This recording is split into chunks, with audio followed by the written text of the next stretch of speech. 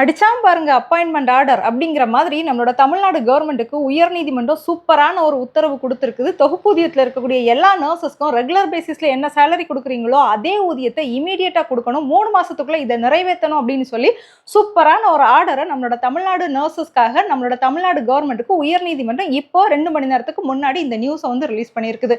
So நமக்கு நல்ல காலம் பிறந்தாச்சு. இந்த வீடியோவை பார்க்கும்போது எனக்கு அவ்வளோ சந்தோஷமா இருக்குது. என்ன மாதிரி நீங்களும் ஹாப்பியா ஃபீல் பண்றீங்க அப்படின்னா கமெண்ட் செக்ஷன்ல சொல்லுங்க.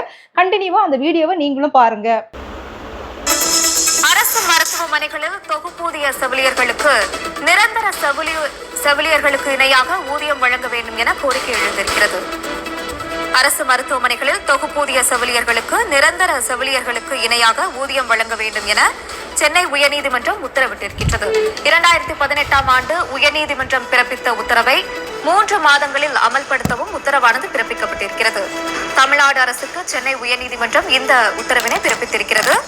அரசு மருத்துவமனைகளில் தொகுப்பூதிய செவிலியர்களுக்கு நிரந்தர செவிலியர்களுக்கு இணையாக ஊதியம் வழங்க வேண்டும் என தமிழ்நாடு அரசுக்கு சென்னை உயர்நீதிமன்றம் உத்தரவினை பிறப்பித்திருக்கின்றது.